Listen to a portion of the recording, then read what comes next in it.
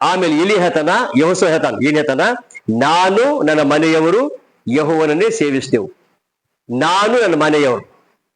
ಆಮೇಲೆ ಬೈಬಲ್ ಮಾತು ಹೇಳ್ತಾನ, ಇಡೀ ಫ್ಯಾಮಿಲಿ, ಇಡೀ ಕುಟುಂಬ ದೇವರ ಸನ್ನಿಧಾನ ಬರ್ಬೇಕಾಗಿ ನಾನು ಬಿಡಲ್ಲ, ಟೋಟಲಿ ಬಿಡಲ್ಲ. ಯಾರು? ಸೈತಾನ ಬಿಡಲ್ಲ. ಯಾರಾದ್ರೂ ತಪ್ಪಿಸ್ಕೊಂಡ್ಬಿಡ್ಬೇಕು, ಯಾರಾದ್ರೂ ತಪ್ಪಿಸ್ಕೋಬೇಕು, ಯಾರಾದ್ರೂ ಜಾರ್ಕೊಂಡು ಹೋಗ್ಬೇಕು, ಯಾರಾದ್ರೂ ಬಂದ್ರೆ ಬಹಳ ಕೆಲಸ ಅಂತ ಹೇಳ್ಬೇಕು. ಇಡೀ ಫ್ಯಾಮಿಲಿ ಒಂದೇ ಹೋಗಿದ್ದಾನ, ಒಂದೇ ಬೇರೆ ತಪ್ಸ್ಕೊಂಡ್ ಬಿಟ್ಟಿದೇವ, ಬಿಟ್ಕೊಂಡ್ಬಿಟ್ರು ಅಲ್ಲಿ ಹೋಗಿ ಕನಿಷ್ಠ ಪ್ರೇರಿಗೆ ಅಟೆಂಡ್ ಆಯ್ತು ಅಂತ ಹೇಳಿದ್ರೆ ಮಾತ್ರ ಒಂದು ಆಗ್ಬಹುದು. ಆದ್ರೆ ಅಲ್ಲಿ ಧಾರ್ಮಿಕ ತಿರುಗಾಡ್ತಾನ. ಅಂದ್ರ ಆ ಬಂದಾಗ ಯಾಕೆ ಆ ಸಮಸ್ಯೆ ಉಂಟಾಗ್ಬೇಕಾದ್ರೆ ಕಾರಣಗಳಂದ್ರೆ ಏನು? ಇಡೀ ನಿನ್ನ ಫ್ಯಾಮಿಲಿ, ಇಡೀ ನಿನ್ನ ಕುಟುಂಬ ಅದು ದೇವಸ್ಥಾನ ಇರುವಾಗ ಅದು ಪರಿಪೂರ್ಣ ಕುಟುಂಬವಾಗಿರ್ತದೆ. ಒಂದ್ ಎಕ್ಸಾಂಪಲ್, ಈಗ ಮನೆ ಕಟ್ಟಿದೆವು, ಒಂದೇ ಒಂದು ಇಟ್ಟಂಗಿ ತೆಗೆದು ಹೊರಗೆ ತೆಗೆದು ಬಿಡ್ಬೇಕು, ಮನೆ ಪರಿಪೂರ್ಣ ಅದು ಪರಿಪೂರ್ಣ ಅಲ್ಲ. ಅಲ್ಲಿಂದ ಇದರ ಅರ್ಥ ಏನು? ಅಲ್ಲಿ ಹೋಲ್ ಬಿದ್ದೆ ಇದರ ಅರ್ಥ. ಇಡೀ ಈಗ ತನ ಯಾವ್ದು ಕಲ್ಲು ಜಾರ್ಕೊಂಡು ಹೋಗ್ಬಿಡ್ತಂದ್ರು ಒಂದು ಪರಿಪೂರ್ಣ ಮನೆ ಆಗ್ಲಿಕ್ಕೆ ಆಗಲ್ಲ. ಅದೇ ಪ್ರಕಾರ ನಿನ್ನ ಕುಟುಂಬದಲ್ಲಿ ಒಂದು ವ್ಯಕ್ತಿ ಇಲ್ಲ ಅಂತ ಹೇಳಿದಾಗ ಆ ದೇವರ ಆಶ್ರಯ ಅದು ಆಗ್ಲಿಕ್ಕೆ ಸಾಧ್ಯ ಇದೆ. ಆಶ್ರಯ ಹೇಳ್ತಾನ, ಆ ಇಡೀ ಕುಟುಂಬ ಆ ಸಮಸ್ಯೆಗಳು, ತೊಂದರೆಗಳು ಎಲ್ಲ ಬರ್ಬೇಕಾದ ಕಾರಣಗಳು ಈ ವಿಷಯಗಳಂತ ಹೇಳ್ತಾನ. ಆದ್ರ ಇವೆಲ್ಲ ಕಾರಣದ ಆ ಸೈತಾನಿಗೂ ಆಮೇಲೆ ದೇವರಿಗೂ ಒಂದು ಇದ್ದಿದ್ದು. ಆ ದೇವ್ರ ಮಕ್ಕಳು ಏನ್ ಮಾಡ್ತಾನ, ನೀವು ನನ್ನ ಮಾತು ಕೇಳೋದು ನನ್ನ ಮಕ್ಕಳಾಗಿರೋದ್ರಿಂದ ಇಡೀ ಫ್ಯಾಮಿಲಿ ಕುಟುಂಬ ಬರಬೇಕು. ಕುಟುಂಬ ಆಶೀರ್ವಾದ ಹೊಂದಬೇಕಾದರೆ ನೀನು ಬರಬೇಕು, ದೇವರ ಆಶ್ರಯ ಬೇಕು. ಅದು ಈಗ ಅದು ಹೇಳ್ತಾ ದೇವರ ಆಶ್ರಯ ಬರ್ತಾನೆ, ದೇವರ ಆಶ್ರಯ ಬರಿಬೇಕಂತ ಹೇಳಿದಾಗ ಹೆಚ್ಚಾಗಿ ದೇವ್ರಕ್ಕಿಂತ ಹೆಚ್ಚಾಗಿ ನಾವು ಕೆಲಸವನ್ನು ಪ್ರೀತಿ ಮಾಡ್ತೇವೋ, ಕೆಲಸಕ್ಕಿಂತ ಹೆಚ್ಚಾಗಿ ದೇವರನ್ನು ಪ್ರೀತಿಸ್ತೇವೋ? ಯಾರನ್ನು ಪ್ರೀತಿಸ್ತೇವೆ? ಹೆಚ್ಚಾಗಿ ನಾವು ಕೆಲಸ ಪ್ರೀತಿಸ್ತೇವೆ. ಇಲ್ಲಿ ಹೇಳ್ತಾನ, ಆ ಕೆಲಸ ಪ್ರೀತಿ ಇರೋದ್ರಿಂದ ದೇವ್ರಕ್ಕಿಂತಲೂ ಹೆಚ್ಚಾಗಿ ಅದು ಆ ನೀತಿ ಅಂತ ಹೆಂಗ್ ಬರ್ತಾನೆ ಅಂತ ಹೇಳಿದಾಗ ಆ ಕೆಲಸ ಹೆಂಗೂ ಕೊಡ್ತಾನ. ಯಾಕಂದ್ರ ಒಂದ್ಸರಿ ಇಲ್ಲಿ ನಿಮ್ಗೆ ಗೊತ್ತಿರ್ಬೋದು, ಡ್ಯಾನಿಯಲ್ ಪಾಸ್ಟರ್ ಹತ್ರ ಪ್ರೇಯರ್ ಇತ್ತು. ಆ ಪ್ರೇಯರ್ ಯಾರು ಇದ್ರಪ್ಪ ಅಂದ್ರೆ ಅವರು ಯಾರಂದ್ರೆ ಮಂಗಳೂರಿಗೆ ಬಂದಿರೋಬ್ರು, ಜಾಯ್ ಕೆ ಪೀಟರ್ ಅಂತ ಹೇಳಿ, ಜಾಯ್ ಕೆ ಪೀಟರ್ ಅವ್ರು ಬಂದಿದ್ರು. ಅವ್ರು ಬಂದಾಗ ಏನ್ ಮಾಡ್ತಂದ್ರ ಅವ್ರ ನಾನು ಯಾರು ಡ್ಯಾನಿಯಲ್ ಪಾಸ್ಟರ್ ಹೇಳ್ತೇನೆ ನಾನು, ಇಲ್ಲ ಪಾಸ್ಟರ್ ಇಲ್ಲೆಲ್ಲ ವಾಕ್ಯ ಹೇಳಿದ ನಂತರ ಪಾಸ್ಟರ್ ಬಂದಾರಲ್ಲ, ಆ ಪಾಸ್ಟರ್ ನಮ್ಮ ಮನೆ ಊಟ ಮಾಡಿ ನಾನು ಬಸ್ ನಾನೇ ಬಿಟ್ಕೊಡ್ತೇನೆ ಅಂತ ಹೇಳಿ. ಅದೇ ಮತ್ತೆ ಎಲ್ಲರೂ ಬಂದು ಪ್ರೇಯರ್ ಮುಗಿದ್ಮೇಲೆ ಅದು ರಾತ್ರಿ 10 ಗಂಟೆ ಬೆಂಗಳೂರಿಗೆ, ಅದು ಈಗ ಇದೆಲ್ಲ ಗೊತ್ತಿಲ್ಲ, ಆಗೇನಂತಂದ್ರೆ ರಾಜಹಂಸ ಬಸ್ ಇತ್ತು. ಆ ರಾಜಹಂಸ ಬಸ್ಸು ಕರೆಕ್ಟ್ ಎಕ್ಸಾಕ್ಟ್ 10 ಗಂಟೆಗೆ ಬಿಡ್ತದೆ, ಎಕ್ಸಾಕ್ಟ್ 10 ಗಂಟೆಗೆ. ಆಗ ಆ ಜಾಯ್ಕಿ ಪೀಟರ್ ಏನ್ ಮಾಡಿದ್ರು, ಇಲ್ಲಿ ಬಂದಾಗ ಅವ್ರ ಏನ್ ಮಾಡ್ತಂದ್ರೆ ಬಂದು, ಇಲ್ಲ ನಾನು ಇದು ಎಲ್ಲ ಪ್ರೇಯರ್ ಮಾಡಿಸ್ತಾ ಇದ್ರು. ಅಲ್ಲಿ 10-15 ನಿಮಿಷ ಕಮ್ಮಿ ಇತ್ತು, 10-15 ನಿಮಿಷ ಇಲ್ಲಿ ಅಲ್ಲೇ. ಅದು ಏನ್ ಮಾಡ್ಬಿಟ್ಟಂದ್ರೆ ಬಂದಾಗ ನಾನು ಏನ್ ಮಾಡ್ಬಿಟ್ಟೆ, ಇಲ್ಲ ಪಾಶ ಬರ್ರಿ ಹೋಗೋಣ, ಯಾಕಂದ್ರೆ ಬಸ್ 10 ಎಕ್ಸಾಕ್ಟ್ 10 ಗಂಟೆಗೆ ಇದೆಯಲ್ಲ ಬರ್ರಿ ಅಂತ ಕೇಳಿದಾಗ, ಮತ್ತೆ ಆಮೇಲೆ ಅದರಲ್ಲೇ 10 ಗಂಟೆ ಮತ್ತೆ 6 ತಾಸು ಊಟನೂ ಮಾಡ್ಕೋಬೇಕು ನೀವು, ಮತ್ತೆ ಊಟ ಮಾಡ್ಕೋಬೇಕು, ಬರೀ ಪಾಶ ಅಂತಂದಾಗ ಸ್ವಲ್ಪ ಅವಸರ ಮಾಡ್ಕೊಂಡು ಬಂದೆ ಅಲ್ಲಿ ಬಿಡಾಗ 10 ನಿಮಿಷ ಕರೆಕ್ಟ್ ಎಕ್ಸಾಕ್ಟ್ 10 ನಿಮಿಷ ಕಮ್ಮಿ ನಮ್ಮ ಮನೆಗೆ ಬಂದ್ಬಿಟ್ರು. ನಮ್ಮ ಮನೆಗೆ ಬಂದು ಇನ್ನು ಟೈಮ್ 15 ನಿಮಿಷ ಇದೆ. 15 ನಿಮಿಷ ಟೈಮ್ನಲ್ಲಿ ಅವ್ರು ಹೇಳಿದ್ರೆ, ಇಲ್ಲ ಪಾಶ ಒಂದು 2 ತುತ್ತು ಊಟ ಮಾಡ್ಕೊಂಡು ನಾವು ಹೋಗ್ತೀವಿ ಅಂತ ಹೇಳಿ ಅಂದಾಗ, ಇಲ್ಲ ಪಾಶ ಹಂಗಿದೆಯಲ್ಲ ಬಸ್ಸು, ನಾವು ಅವ್ರು ಹಿಂಗೆ ಮಾಡ್ಕೊತ ಹೋದಾಗ ಏನ್ ಮಾಡ್ತಾರೆ, ಬಸ್ ನಿಲ್ಲುತ್ತದೆ. ಆ ಬಸ್ ನಿಲ್ಲುತ್ತದೆ ಎಲ್ಲಿ ತರ ನಿಲ್ಲುತ್ತದೆ ಅಂದ್ರೆ ಕನಿಷ್ಠ ಡೈಲಿ 10-15 ಬಿಡ್ತದಲ್ಲ, ಆದ್ರೆ ಇವತ್ತು ಕನಿಷ್ಠ 10 ಗಂಟೆಗೆ ಬಿಡ್ತಲ್ಲ, 9:45 ಬಸ್ ಸ್ಟ್ಯಾಂಡಿಗೆ ಬರ್ತಾ 10 ಗಂಟೆಗೆ ಎಕ್ಸಾಕ್ಟ್ ಬಿಟ್ಬಿಡ್ತದೆ. ಆದ್ರೆ ಇವತ್ತು ಹೆಂಗ್ ಒಂದು ಯೋಚನೆ ಮಾಡಿ, ಈಗ ಒಂದು ಪ್ರೇಯರ್ ಮಾಡಿದೇವಲ್ಲೇ, ಅವ್ರು ಪ್ರೇಯರ್ ಮಾಡಿದ್ರು, ದೇವರೇ ಬಸ್ಸನ್ನು ನಿಲ್ಸಪ್ಪ ಅಂತ. ಬಸ್ಸನ್ನು ನಿಲ್ಸಪ್ಪ, ನಿಲ್ಸ್ಬೋದಾ? ಟ್ರೈನ್ ನಿಲ್ಸ್ಬೋದಾ? ನಂಬಿಕೆ ಹೇಗಿರ್ತ ಹೇಳ್ರಿ. ನೀವು ಯಾರ ಮಕ್ಕಳು? ದೇವ್ರು ಬರೀ ಒಂದು ಕೊಪ್ಪ ಅಷ್ಟೇ ಆಡ್ತಾನ, ಇಡೀ ಎಲ್ಲ ಜಗತ್ತನ್ನ ಆಡ್ತಾನ. ಆ ದೇವ್ರು ಒಂದೇಳೆ ಸೂರ್ಯನೇ ನಿಲ್ಲ ಅಂತ ಹೇಳಿದ್ರೆ ಯಾರು ಯೆಹೋಶುವ ಪ್ರೇಯರ್ ಮಾಡಿ ನಿಲ್ಲಿಸಿದಾನ. ಏನಂತ ಗೊತ್ತಾ, ನಾವು ಯುದ್ಧ ಮಾಡೋವರೆಗೆ ಈ ಸೂರ್ಯ ಚಂದ್ರ ನೀವು ಆಕಾಶ ನಿಲ್ಬಿಡ್ರಿ ಅಂತ ಹೇಳ್ಬಿಟ್ಟ. ಆಕಾಶ ನಿಂತುಬಿಡ್ರಿ, ನೀವು ಎಲ್ಲೆಲ್ಲಿ ಬಿಸ್ಕಿಲ್ಲ ನಾವು ಹಾಗೆ ನಿಂತುಬಿಟ್ಟಿದ್ದಾವೆ. ನಿಮ್ಗೆ ಗೊತ್ತಿರ್ಬೋದು, ಮೋಸೆ ಸಮುದ್ರ ವಿಭಾಗ ಮಾಡಿದ್ರೆ ಆ ಕಡೆ ನೀರು ಈ ಕಡೆ ನಿಲ್ಬಿಡ್ರಿ ಅಂತ ಹೇಳ್ಬಿಟ್ಟ. ನಿಂತಿಲ್ಲ. ಆ ಮೋಸೆ ಪ್ರಾರ್ಥನೆ ಕೇಳಿದ ದೇವರು ಯಾರು? ಯೆಹೋಶುವ ಪ್ರಾರ್ಥನೆ ಕೇಳಿದ ದೇವ್ರು ಯಾರು? ಆಮೇಲೆ ಈಗ ಸೂರ್ಯ ಚಂದ್ರ ನಿಲ್ಲಿಸಿದಂಥದ್ದು ದೇವ್ರುಗಳು ಯಾರು? ಸಮುದ್ರ ವಿಭಾಗ ಮಾಡಿದಂತ ದೇವ್ರು ಯಾರು? ಏರಿಕೋ ಪಟ್ಟಣವನ್ನು ಕೆಡವಿದಂತ ದೇವ್ರು ಯಾರು? ನಮ್ಮ ದೇವ್ರು ಯಾರು? ಈಗ ಆತ ಇರ್ಬೋದಲ್ಲ. ಅಂದ್ರ ಆ ಮೋಶೆ ಅವ್ರಿಗೆ ಹೆಂಗಿದ್ರು ನಾವು ಹಂಗೆ ಅಂತ ಯೋಚನೆ ಮಾಡಿ. ಅದೇ ದೇವರು ಯೆಹೋಶುವನ ಪ್ರಾರ್ಥನೆ ಕೇಳಿ ಸೂರ್ಯ ಚಂದ್ರ ನಿಲ್ಲಿಸಿದ ದೇವರು, ಮೋಶೆ ಪ್ರಾರ್ಥನೆ ಕೇಳಿ ನೀರ್ ವಿಭಾಗ ಮಾಡಿದ ದೇವರು, ಅದೇ ದೇವ್ರಿಗೆ ಯಾರು ಅವರು ಪ್ರಾರ್ಥನೆ ಮಾಡಿದಾರ, ನಾವು ಯಾರಿಗೆ ಪ್ರೇ ಮಾಡ್ತಾ ಇದ್ದೇವು? ಮತ್ತೆ ನಮ್ದು ಒಂದು ಬಸ್ ಇದಲ್ಲ, ನಿಲ್ತದ ಬಸ್ ಬೇಡ, ಅದು ಆಟೋ ಟಪ್ ಟಪ್ ಗಾಡಿ ಊರಿಗೆ ಹೋಗೋದು, ಕಲ್ಕೇರಿ ಕಾನೂರಿಗೆ ಹೋಗಿ ಬರಿತಾವಲ್ಲ ಹೊಳ್ಳ ನಿಲ್ತದು. ಅವಶ್ಯಕ ನಾವು ಬಿಟ್ಟು ಹೋಯ್ತೇವೆ. ಇದಂತ ನಮ್ಗೆ ಗೊತ್ತು ನಿಂದಿರಲ್ಲ ಅಂತ ಹೇಳಿ ಅಲ್ಲ, ನಮ್ಗೆ ಗೊತ್ತು ನಿಂದಿರಲ್ಲ ಅಂತ ಹೇಳಿ ಅವ್ನು ನಿಲ್ಸಲ್ಲ ಅಂತ ಹೇಳ್ತಾನೆ. ಅಂದ್ರ ಅವನಿಗೆ ನಿಲ್ಲಿಸ್ಬೇಕಾದ್ರೆ ಏನ್ ಮಾಡ್ಕೊಂಡು ನಂಬರ್ ತಗೋಬೇಕು ಅವನು ಅಲ್ಲ. ಅವ್ನ ನಂಬರ್ ತಗೊಂಡು ಫೋನ್ ಮಾಡಿ ಅಣ್ಣ ಬರ್ತೇನೆ ಸ್ವಲ್ಪ ತಾಡಿ ಅಂತ ಹೇಳ್ಬೇಕಂದ್ರೆ ನಿಲ್ಸವ ಅವನು. ಇಲ್ಲಿ ಫೋನ್ ಮಾಡೇನೆ ಇಲ್ಲಿ ಆದ್ರೂ ಅದ್ ಏನ್ ಮಾಡ್ಬೇಕಂತ ಹೋದೆವು, ಮೂಗರಿದ್ದೆವು, ಗಾಡಿ ಮೇಲೆ ಮೂಗರ್ ಹತ್ತಿದೆವು. ಮೂಗರ್ ಇಲ್ಲಿ ಪಾಶ ಇಲ್ಲ ಪಾಶ ಇಲ್ಲಿ ಬಿಡ್ರಿ, ಅವ್ ತಾನೇ ಅದು ಬಸ್ ಇರ್ತಿ ಬಿಡ್ರಿ. ಯಾಕಂದ್ರ ನಮ್ಮ ದೇವರು ಸೂರ್ಯ ಚಂದ್ರ ನಿಲ್ಲಿಸಿದ ದೇವರು, ನಮ್ಮ ದೇವ್ರು ಮೋಸೆ ಸಮುದ್ರ ವಿಭಾಗ ಮಾಡಿದ ದೇವರು, ಆ ಬಸ್ ಸರಿ ಬಿಟ್ಕೊಡ್ರಿ ಅಂತ. ಅದ ಏನೋ ಅದ್ರ ಹೋದೆವು. ಹೊಡ್ಕೆನೆ ಇನ್ನಂದ್ರೆ ಎಲ್ಲಿ ದಾರಿ ಹೋದ್ರೆ ಇದು ಸದ್ಯ ಮ್ಯಾಲಿಂದ ಇದಾಗಿದೆ, ಅದು ಬ್ರಿಡ್ಜ್. ಅವಾಗ ಇದಿದ್ದಿಲ್ಲ, ಗೇಟ್ ಹಾಕ್ಬೇಕಾಗಿತ್ತು. ಆ ಗೇಟ್ ಹಾಕ್ಬೇಕಾದ್ರೆ ಗೇಟ್ ಅದಂತ ಮತ್ತೆ ಆಮೇಲೆ ಅದು 10 ಗಂಟೆಗೆ ಟ್ರೈನ್ ಬರ್ತಿತ್ತು. ಅವಾಗ ಟ್ರೈನ್ ಅದು ಗೇಟ್ ಹಾಕ್ಬಿಡ್ತು. ಗೇಟ್ ಹಾಕ್ಬಿಟ್ಟ ಮೇಲೆ ಕೆಳಗೆ ಗಾಡಿ ಹೋಗಿ ಹಿಂಗ ಹೋಗ್ತಿದ್ದೆವು, ನಿಮ್ಗೆಲ್ಲ ಬಗ್ಗೆ ಬರ್ರಿ ಅಂತ ಹೇಳಿ ಹಿಂಗೆ ಹಿಂಗ ಬಕ್ಕೊಂಡು ಹೋಗ್ಬಿಡ್ತೇವೆ. ಹೋಗ್ಬಿಟ್ಟಾಗ ಅಲ್ಲಿ ಹೊಡ್ಕೆ ಹೊಡ್ಕೊಂಡು ಅಲ್ಲಿ ಹೊಡ್ಕೆ ಬಸ್ಸು ಏನೋ ಸ್ವಲ್ಪ ಆ ಬಸ್ಸಿನ ಏನೋ ವ್ಯತ್ಯಾಸ ಆಗಿದೆ. ಅದು 15 ನಿಮಿಷ ಲೇಟ್ ಆಯ್ತವು. ಏನಪ್ಪ ಇಷ್ಟು ಖುಷಿ ಆಗ್ಬಿಟ್ಟೆವು ಅಂದ್ರೆ ಯೋಚನೆ ಮಾಡಿ.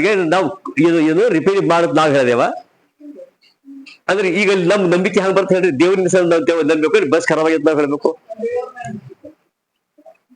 ಈಗ 10 ಗಂಟೆ ಕರೆಕ್ಟ್ ಎಕ್ಸಾಕ್ಟ್ ಗಂಟೆ 9:45 ಬಂದ ಬಸ್ ಅನ್ನ 10 ಗಂಟೆ 15 ನಿಮಿಷ ಲೇಟ್ ಮಾಡಿ ಬಂದಾಗ ಅಲ್ಲಿ ಆಳು ಬಸ್ ಇದೆ, ನಾವು ತಿಳ್ಕೊಂಬದಿ ಅಂತ ಏನು ಬಸ್ ನಮ್ಗೋಸ್ಕರ ದೇವ್ರು ನಿಲ್ಲಿಸ್ಯಾನ ಅಂತ ಹೇಳ್ಬೇಕು. ಏನ್ ಬಸ್ ರಿಪೇರಿ ಬಂದ್ಬಿಟ್ಟು ಆ ಕಡೆ ನಿಂತ ಅಂತ ಹೇಳಿದ್ದೇವೆ ಹೇಳ್ರಿ. ಇಷ್ಟೇ ಏನಿದೆ, ಅದು ಬಸ್ ಕೆಟ್ಟದಂತ ನಾವ್ ನಿಂತೇವೆ, ನಮ್ ಹಣೆ ಬರ ಚಂದಿದೆ ಅಂತ ಅಲ್ಲ. ಆದ್ರ ನಾವ್ ಹೊಡ್ಕೊಂಡು ಎಕ್ಸಾಕ್ಟ್ ಬರ್ತಾ 15 ಬಂದ್ ಹೇಳ್ತಾರೆ. ಬಂದ್ ಹೊಡ್ತೀನಿ ಅವ್ರ ನಿಜ ಸೀಟ್ ಇತ್ತು, ಬಂದ್ ಹೊಡ್ಕೆ ಬರೀ 5 ನಿಮಿಷ ಮತ್ತೆ 5 ನಿಮಿಷ ನಿಂತೇವಲ್ಲಿ. 5 ನಿಮಿಷ ಮತ್ತೆ ಕಂಡಕ್ಟರ್ ಸೀಟ್ ಹುಡುದ. ಬಟ್ ಯಾಕೆ ವಿಷಯ ನಿಮ್ಗೆ ಹೇಳ್ತಾ ಇರ್ತದಾಗ, ಎಷ್ಟು ನಂಬಿಕೆ ಇದೆಯೋ ದೇವ್ರ ಮಕ್ಕಳು ಅಂದ್ರೆ ಇವತ್ತ ನೀವು ಎಷ್ಟು ಪ್ರಾರ್ಥನೆ ಮಾಡ್ತೀವೋ ಅದೇ ದೇವ್ರು ನಮ್ ದೇವ್ರಾಗಿದ್ದಾರೆ. ಆದ್ರೆ ಇಲ್ಲಿ ಇರ್ತಾನ ಒಂದ್ ವರ್ಷ ಹೋದ್ರಿ. ಈಗ ಅಲ್ಲಿ ಏನ್ ಮಾಡ್ಬೇಕಂದ್ರೆ ಅಲ್ಲಿ ನಮ್ ಹೃದಯದ ಕಣ್ಣುಗಳು ತೆರಿಬೇಕಾದ್ರು. ಯಾಕಂದ್ರೆ ಪೌಲ್ ಒಂದು ಒಳ್ಳೆ ಮಾತು ಹೇಳ್ತಾನ. ಅಲ್ಲಿ ಏನ್ ಹೇಳ್ತಂದ್ರ ಒಂದು ಎಫೆಸ 4ನೇ ಅಧ್ಯಾಯ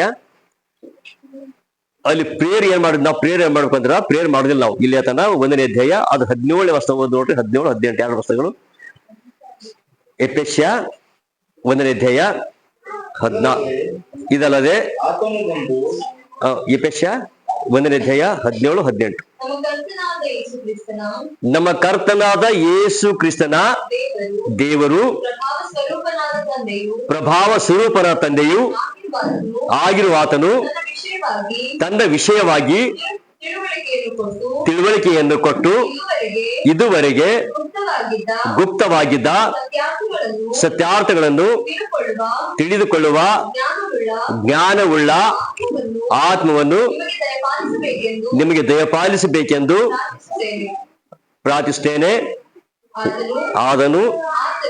ಆತನು ನಿಮ್ಮ ಮನೋನೇತ್ರಗಳನ್ನು ಬೆಳಗಿಸಿ ಆತನು ಕರೆಸಿಕೊಂಡವರು ನಿರೀಕ್ಷಿಸುವ ಎಂಥದೆಂಬುದನ್ನು ದೇವಜನರೆಂಬ ಆತನ ಸ್ವಾಸ್ಥ್ಯದ ಮಹಿಮಾತಿಶಯವು ಎಂಥದೆಂಬುದನ್ನು ನಂಬುವರಾದ ನಮ್ಮಲ್ಲಿ ಆತನು ಸಾಧಿಸುವ ಪರಾಕ್ರಮವು ಎಂಬುದನ್ನು ನೀವು ತಿಳಿದುಕೊಳ್ಳುವಂತೆ ಅಲ್ಲಿ ಆತನ ನೀವು ಮನೋನೇತ್ರವನ್ನು ಬೆಳಗಿಸಿ ನೀವು ಹೇಳ್ತಾನ ವಿಷಯವಾಗಿಯೂ ತಿಳುವಳಿಕೆಯನ್ನು ಕೊಟ್ಟು ಇದುವರೆಗೂ ಗುಪ್ತವಾಗಿದ್ದ ಸತ್ಯಾರ್ಥ ತಿಳಿದುಕೊಳ್ಳುವ ಜ್ಞಾನವುಳ್ಳ ಆತ್ಮ ನಿಮಗೆ ದಯಪಾಲಿಸಲು ಪ್ರಾರ್ಥಿಸುತ್ತೇನೆ. ಅಂದ್ರೆ ಜ್ಞಾನ ತಿಳುವಳಿಕೆ ಉಳ್ಳಂತ ಆ ಜ್ಞಾನ ಕೊಡು ದೇವರೇ ಅಂತ ಪ್ರಾರ್ಥಿಸ್ಬೇಕು. ದೇವ್ರ ವಾಕ್ಯ ಅರ್ಥ ಆಗಲ್ಲ. ಯಾಕೆ ಅರ್ಥ ಆಗೋದಿಲ್ಲ ಅಂದ್ರೆ ಪ್ರಾರ್ಥಿಸೋದಿಲ್ಲ. ಇವ್ ಎಲ್ಲಿ ತನಕ ಪ್ರಾರ್ಥನೆ, ಒಂದು ಎಕ್ಸಾಂಪಲ್, ತಲೆಯೊಳಗೆ ಎಲ್ಲ ಏನಿದೆ ಅಂದ್ರ ಇದಿರ್ತಲ್ಲ ಜೇಡ್ರ ಬಲೆ, ತಲೆ ತುಂಬಾ ಜೇಡ್ರ ಬಲೆ ಇದ್ರ ಚಿಟ್ ಚಿಟ್ ಚಿಟ್ ಅಂತದಲ್ಲ, ಆ ಜೇಡ್ರ ಬಲೆ ತೆಗೆದ್ ಬಿಟ್ರ ಅಂದ್ರ ಎಲ್ಲ ನಮ್ ಕಿವಿ ನಮ್ ಎಲ್ಲ ಮತ್ತೆ ಜೇಡು ಬಲಿ ಹಂಗಾಗ್ಬಿಟ್ಟಾವ. ಅದು ಮನೋನೇತ ಅದು ಎಲ್ಲ ತೆಗೆದು ಬಿಡ್ಬೇಕಂತ ಹೇಳ್ತಾನ. ಆ ತೆಗೆದು ಬಿಟ್ಟಾಗ ಅಲ್ಲಿ ಏನ್ ಮಾಡ್ತಾನೆ, ಆ ಕರೆಕ್ಟ್ ದೇವ್ರ ವಾಕ್ಯ ಅರ್ಥ ಆಗ್ಲಿಕ್ಕೆ ಸಾಧ್ಯ ಇರ್ತದೆ. ಈ ಅರ್ಥ ಆಗ್ಬೇಕಂತ ಹೇಳಿದ್ರೆ ಅಲ್ಲೇ ಸರಿ, ಈ ಬೈಬಲ್ ಯಾರು ಓದ್ತೇವ್ರೆ ನೀವು ಓದ್ಬೇಕಂತ ಹೇಳ್ತೇವೆ. ಆದ್ರೆ ಇಲ್ಲಿ ಹಂಗೆ ಹೇಳಲ್ಲ.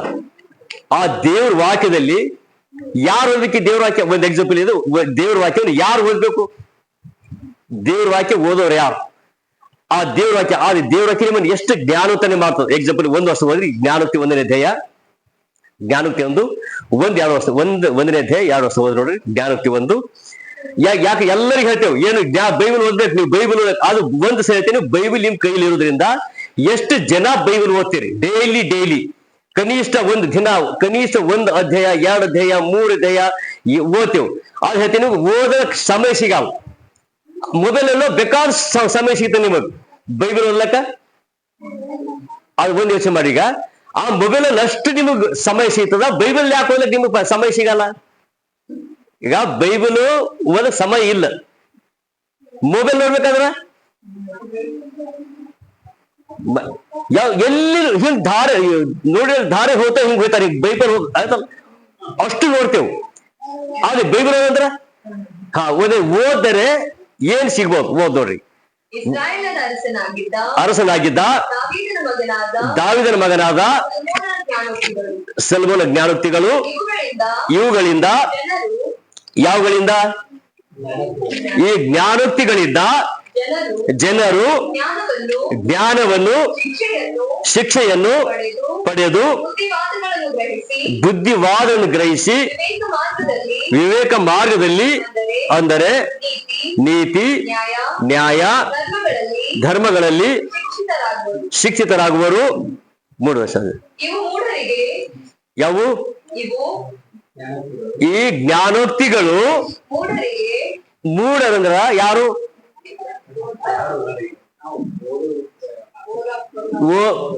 ಓದಕ್ ಬರೋ ತಿಳುವಳಿಕೆ. ಈಗ ಮೂಢರಿಗೆ ಏನ್ ಕೊಡುತ್ತಂತ?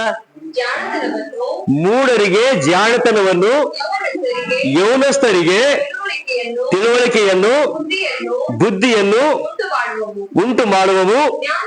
ಜ್ಞಾನಿಯು ಇವುಗಳನ್ನು ಕೇಳಿ ಹೆಚ್ಚಾದ ಪಾಂಡಿತ್ಯವನ್ನು ಹೊಂದುವನು.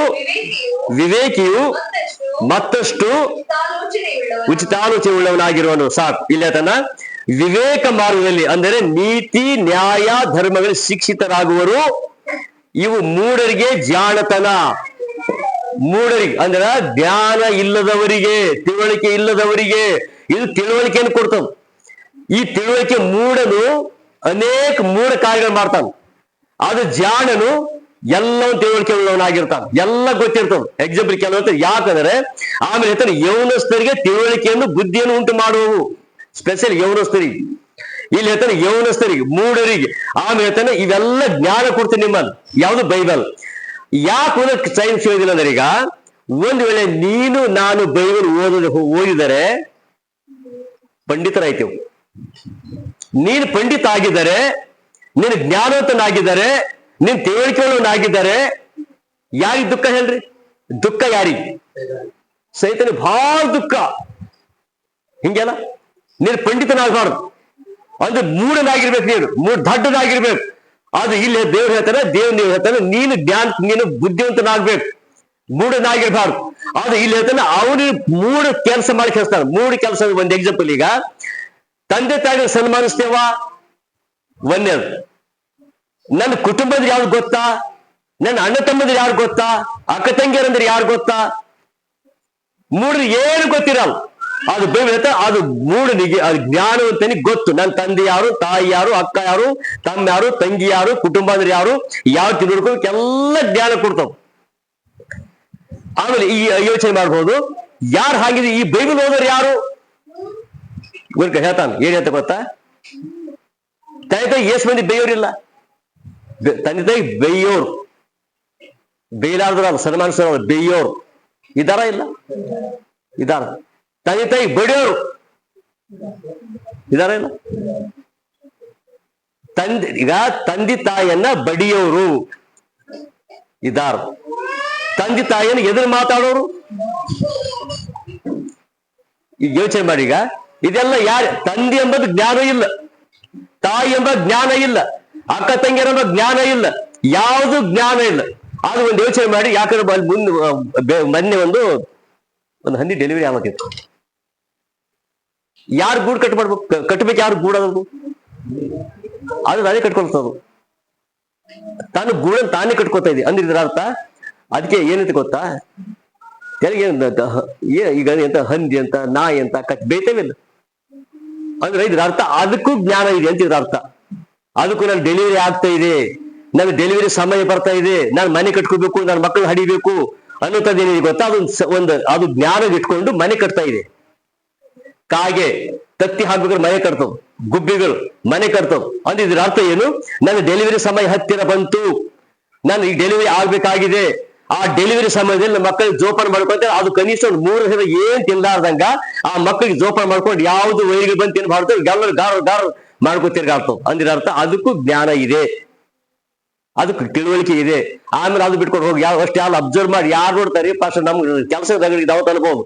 ಒಂದು ದನ ಡೆಲಿವರಿ ಆದಾಗ ಆ ಮರಿ ಎತ್ಕೊಂಡು ಇನ್ನೊಬ್ರು ಕೊಡಲ್ಲ. ಅದು ನೋಡಿರಲ್ಲ, ಆಕಳಾಗ್ಲಿ ಎಮ್ಮೆಗಳಾಗ್ಲಿ ಆ ಡೆಲಿವರಿ ಆದ ಸಮಯದಲ್ಲಿ ಯಾವ್ದು ಕೊಡವು.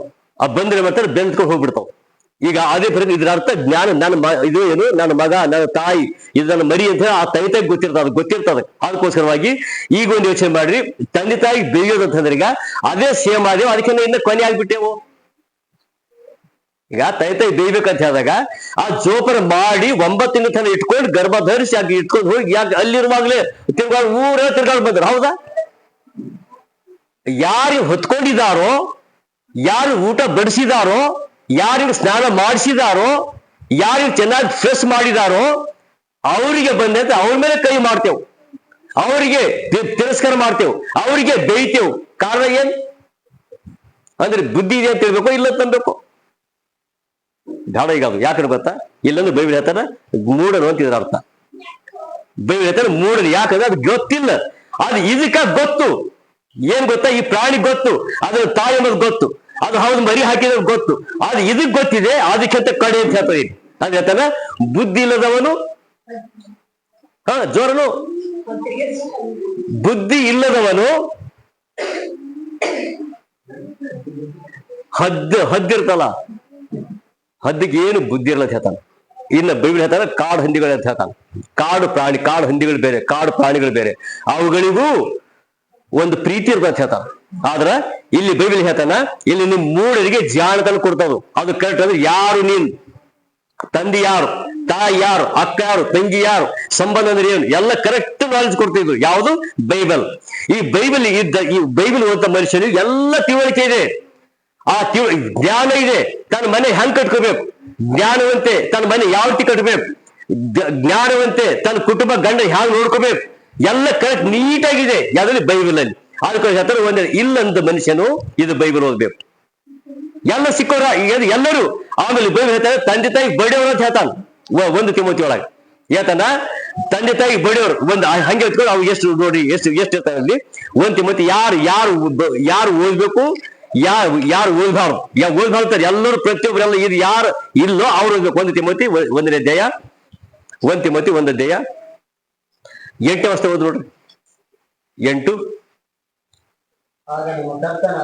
ನಮ್ಮ ಕರ್ತನಾದ ಯೇಸು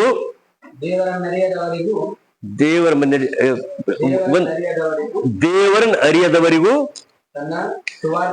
ಅಲ್ವಾ? ಇದು 1 ತಿಮೋತಿ 1:9-10. 1 ತಿಮೋತಿ 1ನೇ ಅಧ್ಯಾಯ. ಆದರೆ ಅದನ್ನು ಅದರ ಉದ್ದೇಶಕ್ಕೆ ತಕ್ಕ ಹಾಗೆ ಉಪಯೋಗಿಸಬೇಕು. ಅಂದರೆ ಅದು ಇಲ್ಲಿ ಸ್ವಲ್ಪ ಲಿಸ್ಟ್ ಮಾಡ್ಬೋದು, ಮನೆ ಮಾಡ್ಬೋದು. ಅವಧರ್ಮಿಗಳು ಅವಿಧೇಯರು, ಭಕ್ತಿಹೀನರು, ಪಾಪಿಷ್ಠರು, ದೇವಭಕ್ತಿ ಇಲ್ಲದವರು, ಪ್ರಾಪಂಚಿಕರು, ತಂದೆ ತಾಯಿಗಳು ಹೊಡೆಯುವವರು, ನರಹತ್ಯೆ ಮಾಡುವವರು, ಜಾರರು, ಪುರುಷಗಾಮಿಗಳು, ನರಚೋರರು, ಸುಳ್ಳುಗಾರರು, ಅಬದ್ಧ ಪ್ರಮಾಣಿಕರು, ಸುಸ್ತ ಬೋಧನೆ ಪ್ರತಿಕೂಲವಾಗಿ ಬೇರೆ ಏನಾದರೂ ಇದ್ದರೆ ಅದನ್ನು ಮಾಡುವವರು ಈ ಮೊದಲಾದ ಅನೀತಿವಂತರಿಗಾಗಿ ನೇಮಕವಾಗಿದೆ ಹೊರತು ನೀತಿವಂತರಿಗೆ ನೇಮಕವಾಗಿಲ್ಲವೆಂದು ತಿಳಿದು ಈ ಧರ್ಮಶಾಸ್ತ್ರ ಉಪಯೋಗಿಸ್ಬೇಕು. ಹಿಂಗ್ 14 ಹೇಳ್ತದ್ರಿ. ಇಂಥವ್ರು ಓದ್ಬೇಕು. ಇಂಥ ಯಾರು ಮಾಡೋದಿಲ್ಲ ಬೈಬಲ್ ಎಲ್ಲರೂ ಮಾಡ್ತಾರೆ. ಎಲ್ಲರೂ ಎಲ್ಲರೂ ಮಾಡ್ತಾರಲ್ಲ, ತಂದೆ ತಾಯಿ, ಅಕ್ಕ ತಂಗಿ ಸಂಬಂಧ, ಕುಟುಂಬ ಅಂಬ ಕರೆಕ್ಟ್ ಆ ವಿಷಯದಲ್ಲಿ ನಮ್ಗೆ ಜ್ಞಾನ ಇರಬೇಕು ಅಂತಿದ್ರ ಅರ್ಥ. ಕರೆಕ್ಟ್ ತಿಳುವಳಿಕೆ ಇರ್ಬೇಕು. ಆ ತಿಳುವಳಿಕೆ ಇಲ್ಲದ ಹೇಳ್ತಾನ. ಆ ತಿಳುವಳಿಕೆ ಅಂದ್ರೆ ಜ್ಞಾನಿ, ಅಜ್ಞಾನಿ, ವಿವೇಕಿ, ಅವಿವೇಕಿ ಎಲ್ಲ ಜ್ಞಾನ ಇರ್ಬೇಕು. ಅದು ಸಿಂಪಲ್ ಆಗಿ ಒಂದು ಎಕ್ಸಾಮ್ ತಿಳ್ಕೊಳ್ಳಿ. ಕೆಲಸ ಎಲ್ಲೆಲ್ಲಿ ಸಮಸ್ಯೆ ಉಂಟಾಯ್ತಾವ ಅಂತ ಹೇಳಿದಾಗ, ಒಂದು ಮದುವೆ ಮಾಡ್ಕೊಂಡು ಬಂತ ಸ್ತ್ರೀ, ಒಂದು ಮದುವೆ ಮಾಡ್ಕೊಂಡು ಬಂದಂತ ಸ್ತ್ರೀ ಅಥವಾ ಈ ಫ್ಯಾಮಿಲಿ, ಗಂಡನ ಫ್ಯಾಮಿಲಿ ಯಾವಾಗ ಹೆಂಗ್ ಬರ್ತಂದ್ರೆ, ಯಾವಾಗ ಇರ್ಲಿಕ್ಕೆ ಸಾಧ್ಯ ಅಂತಂದಾಗ, ನೀನು ಹೆಂಡತಿಯನ್ನ ಎಷ್ಟು ಪ್ರೀತಿಸ್ತಿ, ಆಮೇಲೆ ಹೆಂಡತಿ ಗಂಡನಿಗೆ ಎಷ್ಟು ಪ್ರೀತಿಸ್ಬೇಕು ಅನ್ನುವಂಥದ್ದು ಏನಿದೆಯಲ್ಲ, ಗಂಡನು ಹೆಂಡತಿನ ಎಷ್ಟು ಪ್ರೀತಿಸ್ಬೇಕು, ಹೆಂಡತಿ ಗಂಡನಿಗೆ ಎಷ್ಟು ಪ್ರೀತಿಸ್ಬೇಕು, ಈ ಪ್ರೀತಿ ಅಂತ ಹೇಳಿ ಬಂದಾಗ ಏನ್ ಯೋಚನೆ ಮಾಡ್ಕೊಳ್ಳ ಅಂದಾಗ, ಆಮೇಲೆ ಅಂತಂದ ಯಾವಾಗ ನಾವು ಕುಟುಂಬ ಹಾಳು ಮಾಡ್ಕೋತೇವೆ ಅಂತ ಹೇಳಿದಾಗ, ಕುಟುಂಬ ನಮ್ಮ ಫ್ಯಾಮಿಲಿ ಯಾವಾಗ ಹಾಳು ಮಾಡ್ತೇವೆ ಅಂದ್ರೆ, ನಾವು ಹೆಂಡತಿ ಚೆನ್ನಾಗಿರ್ತೇವೆ, ಬಹಳ ಸಂತೋಷವಾಗಿರ್ತೇವೆ, ಪ್ರೀತಿಯಿಂದ ಇರ್ತೇವೆ, ಎಲ್ಲ ಇರ್ತೇವೆ. ಆದ್ರೆ ಇದನ್ನ ಏನಿರುತ್ತೆ ಗೊತ್ತಾ, ಕನಿಷ್ಠ ಒಂದೇಳೆ ನಾನು ಬಲಹೀನನಾಗಿದ್ದಾಗ, ಅಥವಾ ಆರೋಗ್ಯ ಕೆಟ್ಟಾಗ, ಅಥವಾ ಆಸಕ್ತಿ ಇರುವಾಗ, ನಾನು ಯಾವುದೇ ಕ್ವಶನ್ ರೋಗದಲ್ಲಿ ಬಿದ್ದಾಗ ಆಕೆ ದೂರ ಹೋಗ್ಬಿಟ್ಬೇಕು ಅಂದ್ರೆ ನನಗೇನ್ ಬರುತ್ತಾ, ಬಿಟ್ಕೊಟ್ಟು ಹೋಗ್ಬಿಟ್ರು ಅಂತ. ಆಕಿ ಕಷ್ಟ ಬಂದಾಗ ನಾನ್ ದೂರ ಬಿಟ್ಕೊಟ್ಟು ಹೋಗ್ಬೇಕು, ಅಥವಾ ದೂರ ಬಿಟ್ಟು ಹೋಗೋದು ಬೇಡ. ಯಾವಾಗ ಸಮಸ್ಯೆ ಉಂಟಾಯ್ತ, ಇಲ್ಲಿ ಇಬ್ಬರ ಮನಸ್ಸು ಹೊಡ್ಕೊಂಡಾಯ್ತು, ಬೇರೆ ಬೇರೆ ಆಯ್ತು. ಹೆಂಗ್ ಗೊತ್ತಾ, ಅಂದ್ರೆ ಪ್ರೀತಿಸುದಿಲ್ಲ ಅಂತೀರ. ಒಂದ್ ವೇಳೆ ಅದು ಬಿಟ್ಟು ನಾನಕ್ಕೆ ಏನೋ ಬಲಹೀನ ಆಗಿದ್ದಾಗ ಅಥವಾ ಆರೋಗ್ಯ ಕೆಟ್ಟಾಗ ನಾನೇನ್ ಮಾಡ್ತೇನೆ ಅಂದ್ರೆ, ಬಂದು ಇಲ್ಲಿ ನೀನು ಏನ್ ಅವಶ್ಯಕತೆ, ಏನ್ ತಿಂತಿ ಹೇಳು, ಜಲ್ದಿ ನೀನು ಆರಾಮಾಗ್ಬಿಡು, ಏನು ನೀನು ತಗೋತೀನಿ, ಆರಾಮಾಗ್ಬಿಡು ಅಂತ ನಾನು ಹೇಳಿದಾಗ, ಇವತ್ತು ಯಾರೋ ನಾನು ಒಂದು ಫೋನ್ ಬರ್ತದೆ, ಯಾರು ನಮ್ಮ ಸಂಬಂಧಿಕರು ಫೋನ್ ಬಂದಾಗ ಅವನು ಹೇಳ್ತೇನೆ ಅಂದ್ರೆ, ನಿನ್ಕಿಂತ ಹೆಚ್ಚು ನನ್ನ ಸಂಬಂಧಿಕರು ಅಂತ ಹೋದಾಗ, ನಾನು ಈಗಿನ ಮಾತು ಕೇಳಿದ ಅವ್ರು ಹೇಳ್ತಾನ, ಬರೀ ಯಾವಾಗ ನೋಡಿದ್ರೆ ಹೆಂಡತಿ ಬೈಬಲ್ ಹೇಳ್ತದ ಹಂಗಲ್ಲ. ಇಲ್ಲಿ ಬೈಬಲ್ ಹೇಳ್ತಾನ, ಗಂಡ ಹೆಂಡತಿ ಯಾರು ಒಂದೇ ಶರೀರ. ನೋಡಿ ಯೋಚನೆ ಮಾಡಿ, ಒಂದೇ ಶರೀರ ಹೆಂಗಿರ್ಬೋದು, ಒಂದೇ ಶರೀರ, ಕೈ ಎಲ್ಲಾರ್ತಾವ, ಅದಕ್ಕೆ ಟಚ್ ಅದಿಲ್ಲ, ಟಚ್ ಇದೆ. ಅದು ಇಬ್ಬರು ಒಂದೇ ಶರೀರವಾಗಿರ್ತೀನಿ ಅಂತ ಹೇಳಿದಾಗ, ಇಬ್ಬರು ಒಂದೇ ಶರೀರವಾಗಿರ್ತೀನಿ ಅಂದಾಗ ಬೈಬಲ್ ಹೇಳ್ತಾನ, ಆಕೆ ನಾನು ಎಷ್ಟು ಪ್ರೀತಿಸ್ತೇನೋ ನನಗಷ್ಟು ನಾನು ಪ್ರೀತಿಸ್ಕೊಂಡಾಗ ಅಂದ್ರ ಇಲ್ಲಿ ಏನ್ ಹೇಳ್ತಾನ, ಒಂದ್ ಹೇಳಿ ಅದು ನಿನ್ಗೆ ಗೊತ್ತಿಲ್ಲಲ್ಲ, ಬೈಬಲ್ ಓದ್, ಚೆನ್ನಾಗಿ ಓದ್. ಬೈಬಲ್ ಚೆನ್ನಾಗಿ ಓದಾಗ ಪ್ರೀತಿ ಅಂದ್ರೆ ಏನು, ಗಂಡ ಅಂದ್ರೆ ಏನು, ಈಗ ನೀವು ಕೇಳಿರೋ ಅದು ಭಾಳ ಕೇಳ್ತೇವೆ ನಾವು. ಏನ್ ಕೇಳ್ತೇವೆ ಗೊತ್ತಾ, ಈ ಫ್ಯಾಮಿಲಿ ಕುಟುಂಬ ಬಂದ ಏನ್ ಗೊತ್ತಾ, ಆಕೆ ಎಲ್ಲಿ ತನಕರ್ತಾನ ಆಕಿ ಭಯ, ಭಾಳ ಭಯ, ಎಲ್ಲರೂ ಹೆದರ್ಸ್ತಾವ್. ಯಾರಿಗೆ, ಸಸಿ ಅತ್ತೆ ಬಂದು ಹೇಳ್ತಾ, ಕೇಳಿ ಅತ್ತೆ ಸಸಿ ಗೊತ್ತಿರ್ತದೆ ಹೆಂಗಿರ್ತದೆ, ಅತ್ತೆ ಸೌಂಡ್ ಹೆಂಗಿರ್ತ ಗೊತ್ತಾ, ಆಕೆ ಹೇಳಿದ್ದು ಕೇಳ್ಬೇಕು, ಅವ್ರು ಹೇಳಿದ್ದು ಕೇಳ್ಬೇಕು, ಇವ್ರು ಹೇಳಿ ಒಬ್ರು ಹೇಳ್ತಾರೆ, ಯಾರೋ ಇಲ್ಲ ಅಂತ ಪ್ರೇರ್ ಮಾಡೋದು. ಹೆಂಗ್ ಪ್ರೇರ್ ಮಾಡೋದು ಗೊತ್ತಾ, ಏನ್ ಪ್ರೇರ್ ಮಾಡ್ಬೇಕು, ನಾದಣಿ ಇಲ್ಲದ ಮನೆ ಕೊಡ್ಬೇಕಂತ. ನಾದಣಿ ಇಲ್ಲದ ಮನೆ, ನಾದಿನ ಹೊಟ್ಟೆ ಅಂದ್ರೆ ಏನೋ ಗಂಡನ ತಂಗಿ, ನಾದಿನಿ ಅಂದ್ರ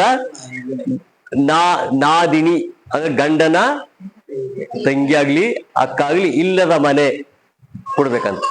ಅಂತ ಪಾಸ್ಟರ್ ನೀವು ಪ್ರೇಯರ್ ಮಾಡೋದು. ಇನ್ನೇನ್ ಕೇಳ್ತಾರೆ ಪಾಸ್ಟರ್ಗೆ ಅತ್ತಿನೇ ಇರ್ಬಾರ್ದು,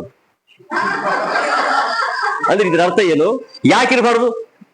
ಇದು ಸಂಬಂಧ ಹೌದೋ ಇಲ್ಲೋ? ಸಂಬಂಧ ಯಾರು ಈಗ ಈಗ ಈಗ ಯಾರು ಗೊತ್ತಾ? ಈ ಹುಡುಗಿದ್ದಾನಂತ ಹುಡುಗಂದು ಈ ಸಂಬಂಧಕ್ಕೆ ಅಕ್ಕ ತಂಗಿ ಇದ್ದಾರೆ, ಇದು ಸಂಬಂಧ ಇದೆ. ಈಗ ಅತ್ತಿ ಇಲ್ಲ ಅಂತ ಹೇಳಿದಲ್ಲ, ಈಗ ಗಂಡಲ್ಲಿ ಬಂಧನ ಹಾಕಿದ್ರ. ಇದ್ರ ಅರ್ಥ ಏನಂತ ಹೇಳಿದಾಗ, ಈ ದೇವ್ರ ವಾಕ್ಯದಾಗ ಹೇಳ್ತಾರೆ ಹಂಗಲ್ಲ, ದೇವ್ರ ಸಭೆ ಒಂದು ಫ್ಯಾಮಿಲಿ ಕಟ್ಟಿದಾನ. ಆ ದೇವ್ರು ಕಟ್ಟಿದಾರ ಫ್ಯಾಮಿಲಿ. ಆ ದೇವ್ರ ಫ್ಯಾಮಿಲಿ ಕಟ್ಟಿದಾಗ ಅದು ತಿಳುವಳಿಕೆ ಇರ್ಬೇಕದು. ಹೆಂಗಿರ್ ಗೊತ್ತಾ? ಇವ್ರು ನಮ್ಮವರು ಅಂದಾಗ ಇಲ್ಲಿ ಹೇಳ್ತಾರೆ. ಯಾವಾಗ ಈ ಶಬ್ದ ಯಾವಾಗ ಕೇಳ್ತೀರಿ ಗೊತ್ತಾ?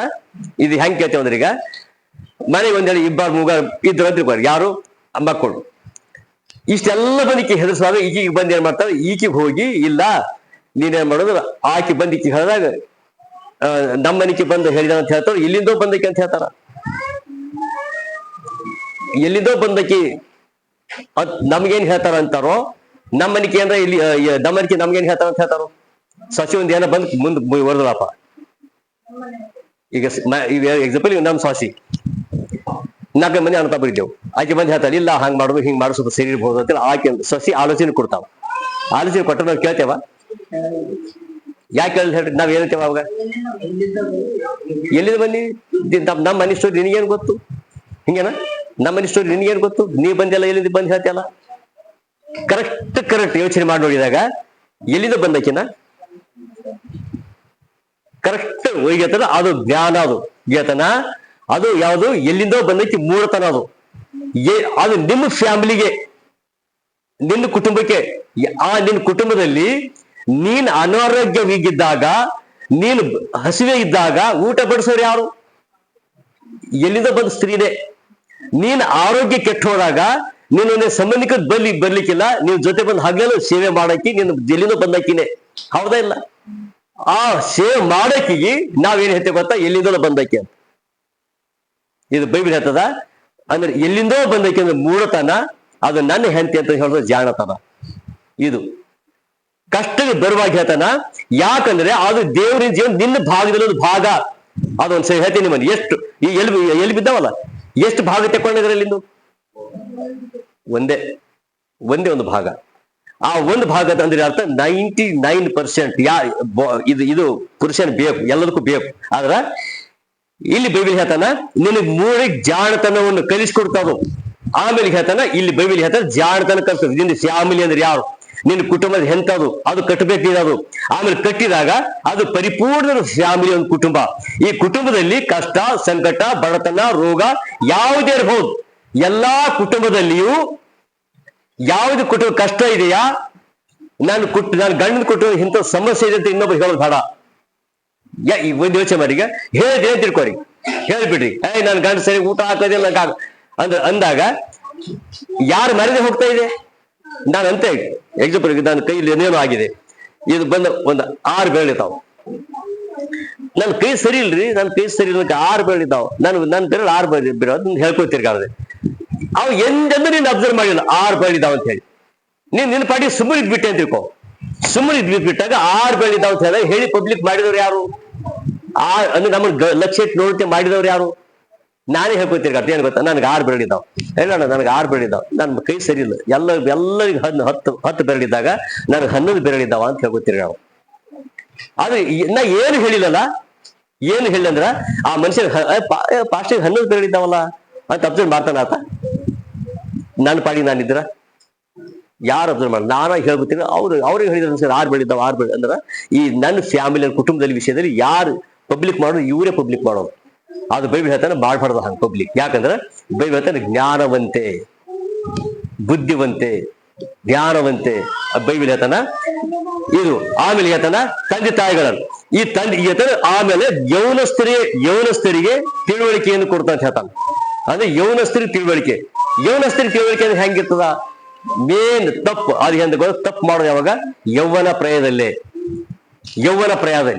ಆ ಯೌವನ ಪ್ರಾಯದಲ್ಲಿ ಯೌನಸ್ಥನಾಗಿರುವಾಗ ಬಹಳ ಹಾಳಾಗೋದ್ರೆ ಆ ಮೇನ್ ಯೌನಸ್ಥನಾಗಿರ್ತಾನ ಅವಾಗೆ. ಇಲ್ಲಿ ಬೈಬಲ್ ಹೇಳ್ತದ ಏನ್ ಕೆಟ್ಟಾಗಲಿ, ಏನ್ ಹಾಳಾಗಲಿ, ಏನಿಲ್ಲ. ಅದು ತಪ್ಪು ಏನಿದೆ ಗೊತ್ತಾ? ತಪ್ಪು ನಮ್ಮದು ಕೆಲಸ ಇರ್ತದ. ನಾವೇನ್ ಮಾಡ್ತೇವೆ ಅಂದ್ರ ಮಕ್ಕಳಿಗೆ ನಾವು ದೇವವಾಕ್ಯ ಓದು ಪ್ರೇರಣೆ ಅಂತ ಹೇಳ್ತೇವ. ಈಗ ಅಂತೇವಲ್ಲ, ಅದ್ರಲ್ಲಿ ಏನಿದೆ ಅಂತ ಚರ್ಚೆ ಹೋದ್ರೆ ಏನು ಸಿಗ್ತದ? ಆ ಏನು ಸಿಗ್ತದ ಅಂತೇವಲ್ಲ, ಇದಂತ ಬುದ್ಧಿಹೀನ ಆಯ್ತಾನ ಅಂತ ಇದ್ರ ಅರ್ಥ. ಆಮೇಲೆ ಇದು ಬೈಬಲ್ ಓದಲ್ಲ ಆತ.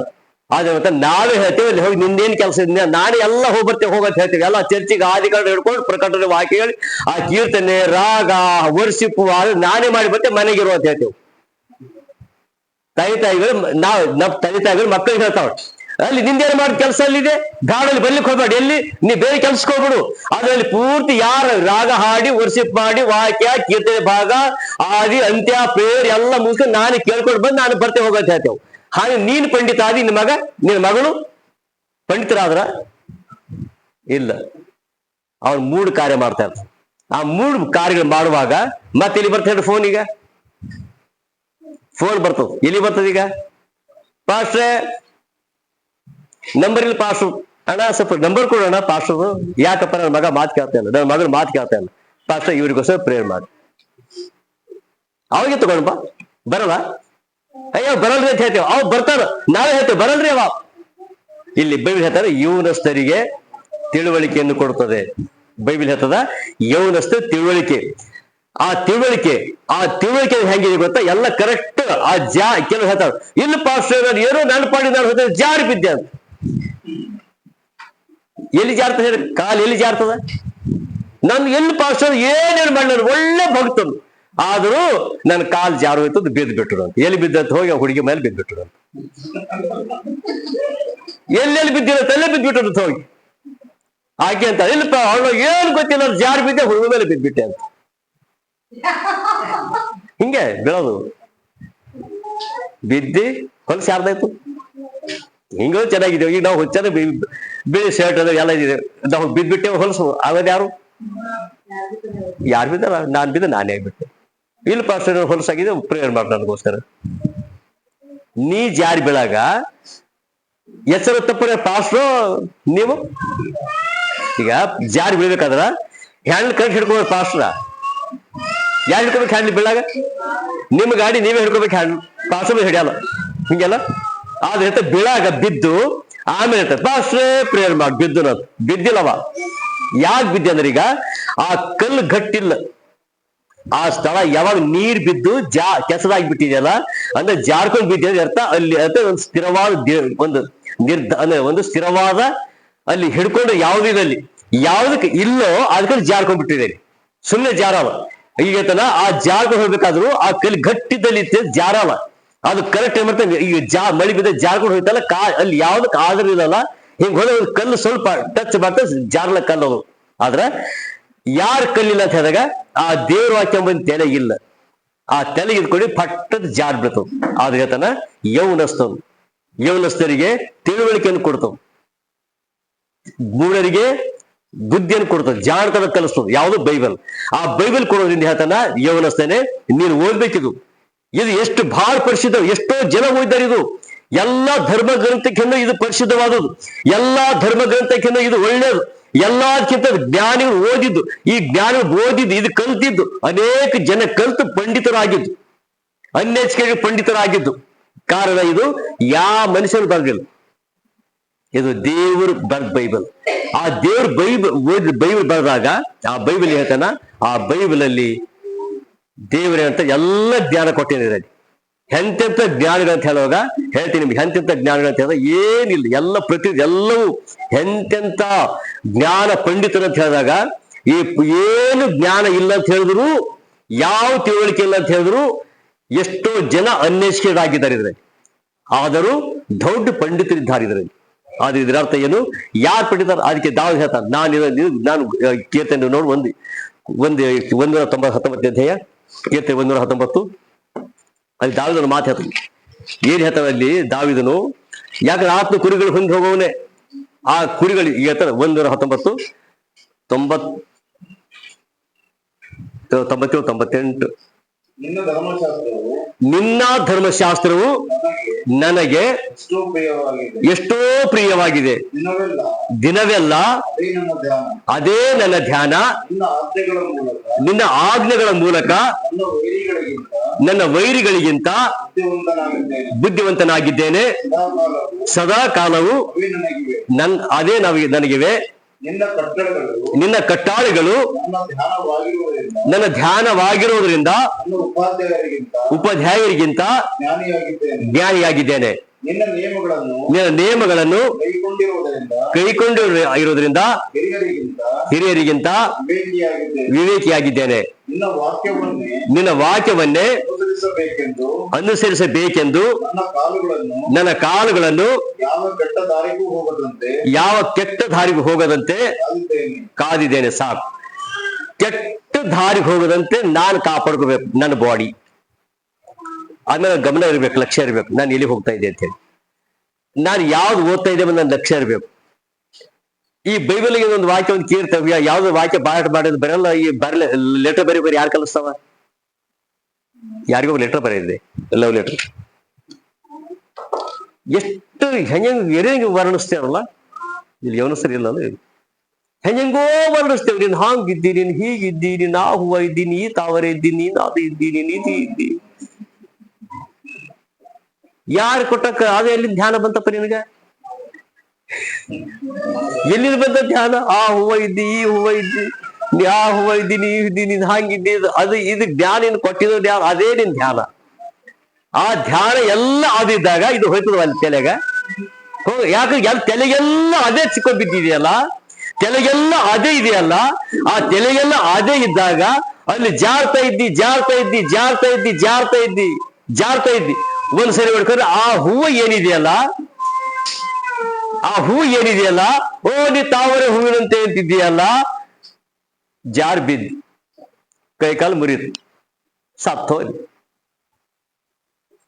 ಏನ್ ಬಂದು ಮ್ಯಾಲ ಸತ್ತ ಮ್ಯಾಲ ಏನ್ ಬರ್ತಾವ? ಆ ಹೂವನೇ ಮ್ಯಾಲ ಬಂದು ಅದೇ ಮ್ಯಾಲ ಬಂದು ಹೂವ ಬಂದು ಮತ್ತೊಂದು ಬಿಡುಗಡೆ ಆಯ್ತು. ಆ ಹೂವು ಎಲ್ಲ ತೆಕ್ಕೊಂಡ್ಬಿಡ್ತಾರೆ, ಬಾಡಿ ಒಂದು ಒಳಗೆ ಹಾಕ್ತಾರೆ, ಮತ್ ಸಮಯದಲ್ಲಿ ಹೂವ ಇಡ್ತಾರೆ. ಜಾರ್ ಬಿದ್ದಿಯಲ್ಲ, ಜಾರ್ ಬೀಳ್ಬೇಡ. ಇಲ್ಲಿ ಬೈಬಲ್ ಹೇಳ್ತಾನೆ, ಯಾವ ಕೆಟ್ಟ ದಾರಿಗೆ ಹೋಗದಂತೆ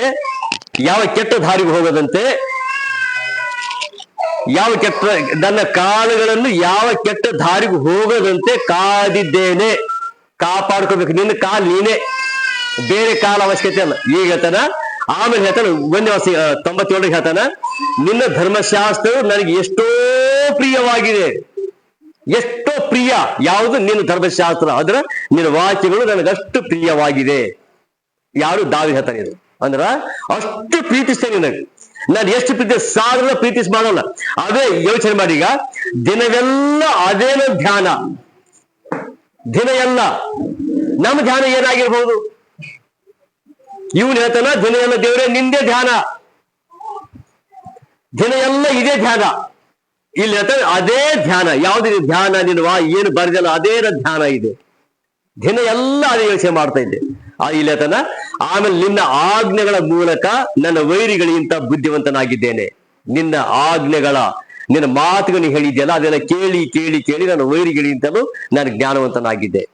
ನೀನು ಮನೆ ಮಗ್ಗಲಿದ್ದಾರಲ್ಲ ಅವ್ರಿಗಿಂತ ನಾನು ಜ್ಞಾನವಂತನಾಗಿದ್ದೆ. ನಾನು ಯಾಕಂದ್ರೆ ಅವರು ವಾಕ್ಯ ಕೇಳಿಲ್ಲ, ಅವರು ಸೇಮ್ ಇದ್ದಾರ. ನಾವು ಪ್ರತಿ ವಾರ ವಾಕ್ಯ ಹೇಳ್ತಾ ಇದ್ರೆ ನಾವು ಸೇಮ್ ಆಗಿದ್ದೆವು. ಈಗ ಸ್ಕೂಲಿಗೆ ಹೋಗುತ್ತ ಮನುಷ್ಯರು ಬೇರೆ, ಸ್ಟೂಡೆಂಟ್ ಡೈಲಿ ಸ್ಕೂಲಿಗೆ ಕಾಲೇಜಿಗೆ ಹೋಗುತ್ತ ಸ್ಟೂಡೆಂಟ್ ಬೇರೆ. ಎಂದೋ ವರ್ಷ ಹೋಗೋ ಸ್ಟೂಡೆಂಟ್ ಹೆಂಗಿರ್ತಾನ? ಈಗ ಡೈಲಿ ಯಾವಾಗ ಸ್ಕೂಲಿಗೆ ಹೋಗ್ಬಿಟ್ಟು ಎಲ್ಲಿ ಹೋಗಿ ನಿಮ್ಮ ಮಗ ಕಾಲೇಜ್ಗೆ ಹೋಗ್ಬಿಟ್ಟು ಎಲ್ಲಿ ಹೋದ ಸ್ಕೂಲಿಗೆ ಹೋಗ್ಬಿಟ್ಟ, ಆ ಸ್ಟೂಡೆಂಟ್ ಬೇರೆ. ಯಾವಾಗ ವರ್ಷ ಹುಣ್ಣಿಮೆ ಸಿಗಂತಾರಲ್ಲ ಅವಾಗಿದ್ದಂತ ಸ್ಟೂಡೆಂಟೇ ಬೇರೆ. ಇಲ್ಲಿ ಹೇಳ್ತಾನ, ದಿನಾ ದಿನ ದೇವರ ಸಿಗ್ನಲ್ ಬರ್ತೈತೆ. ದಿನಾ ನಾನು ಓದ್ತೀನಿ, ದಿನ ರಿಪೀಟ್ ಐತೆ. ಅಂದ್ರ ಇದು ಜ್ಞಾನವಂತನ ಮಾಡ್ತಾ ಇದೆ ಅಂತಿದ್ರ ಅರ್ಥ. ನೀನು ವಾಕ್ಯ ಕೇಳ್ತಾ ಇದ್ದಿ, ನಿನ್ ಮಗ್ಗಲಿದ್ರೆ ಮನೆ ವಾಕ್ಯ ಕೇಳ್ತಾ ಇಲ್ಲ. ಅವ್ರು ಯಾರು ಪಾಸ್ ಅವಶ್ಯಕತೆ ಇಲ್ಲ. ಆದ್ರೆ ದೇವ್ರ ವಾಕ್ಯ ಧ್ಯಾನ ಮಾಡಿ ಕೇಳಿ ಬದಲಾಯಿಸ್ಬೇಕು. ಯಾರು? ನಾವು ಬದಲಾಯಿಸ್ಬೇಕು, ನಮ್ ಜೀವಿತ ಬದಲಾಯಿಸ್ಬೇಕು. ಅವ್ರು ಹೆಂಗ್ ಕೇಳಿ ನೀನ್ ಮನೆ ಮಗ್ಗಿದವ್ರು ಬಂದೇನು ಹೇಳ್ಬೇಕು? ಅಲ್ಲಕ್ಕ ಇಷ್ಟೆಲ್ಲ ಬದಲಾವಣೆ ಯಾರ ಕಾರಣ? ಹೆಂಗ್ ಬದಲಾವಣೆ ಆಗ್ಬಿಟ್ರಿ ನೀವು?